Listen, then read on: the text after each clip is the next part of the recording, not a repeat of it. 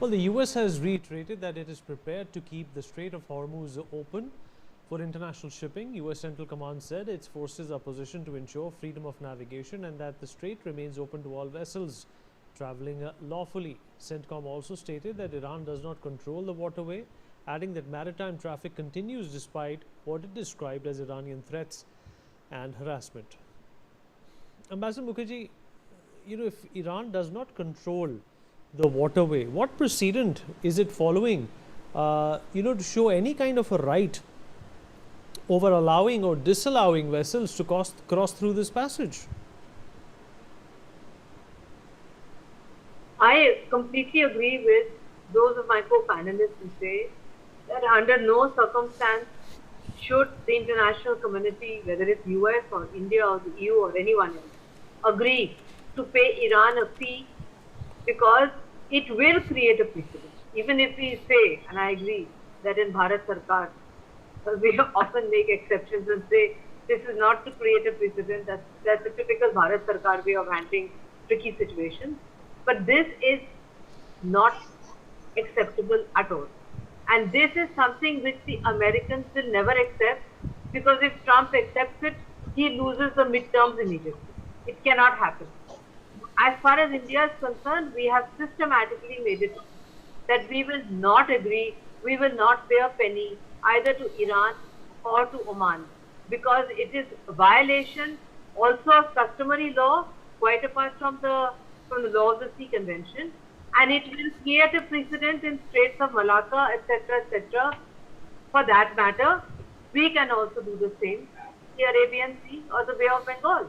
So the point here is that you are actually, by agreeing to pay Iran and Oman, is also stretching out its greedy palm on this matter, you are actually you are weaponizing free waterways.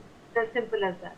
You are allowing the weaponization of free waterways, and Iran, by threatening that it's going to start once again attacking the American bases in its neighborhood, should understand that now its neighbors have decided to strike back, which they can easily, and that will result in a greater escalation of the conflict, which will 100% affect not just oil prices but lots of other things, because there are so many things which are dependent on this precious oil and CNG, etc., coming through.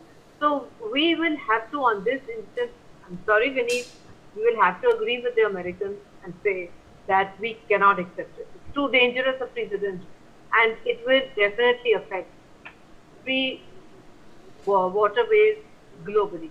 Secondly, as far as the US saying that they can assure safe passage, they cannot. How can they? It's a very narrow waterway, and there they will escort maybe a few of them, but they can't save all of them. And finally, Vineet, I would strongly suggest that we make a distinction between carriers which have the Indian flag, which Iran has never attacked, and carriers which have other flags, but which are operated by an Indian crew, because we are one of the countries like China, which have very large number of Indian nationals working on this kind of commercial shipping, merchant navy, etc. And so it is quite normal that when these vessels come under attack, some of our nationals sadly may get affected, may even lose their lives. But we can't say that Iran so far has attacked a single vessel with an Indian flag. That's not true. But it has, but we have lost Indians because they are operating vessels under other flags. Iran should itself consider the consequences of its action, that if the Straits of Hormuz get blocked by a major accident, then it will take months to clear it up, to clean it up. In which case, it would lead to a desperate war-like situation in that entire region, which is exactly what Netanyahu wants. In fact, I am convinced, like some of my co-panelists, that this threat which the Israelis told Americans, and Trump became ballistic as always, I think he must be a patient of very high blood pressure. He says that they have threatened to take me out before they take me out, I'll take out all these people, etc., etc. We don't know whether it's true or not, because maybe the Israelis think that by again dragging in Trump directly and saying Israel wants to assassinate him, they can look forward to the continuation of the conflict while they finish off Hezbollah in Lebanon. I think I would not put it past them, because he's a very smart guy, Netanyahu, much smarter than Trump. So I would not put it past him at all. I think that the American intelligence should immediately confirm whether this is true or not. And certainly it is very interesting also that he changed his aircraft while flying back from Turkey, because the new aircraft made of gold given to him by Qatar does not have the same security devices as the older one, which means that Trump himself is nervous of being assassinated.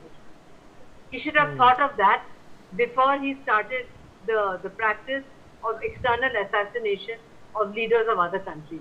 He should realize that it can come right back to eliminate him, because once you have alienated a huge country like Iran, you have strengthened their hardcore regime, which has become extremely loyal. The people have become loyal to them when they were fighting with them earlier.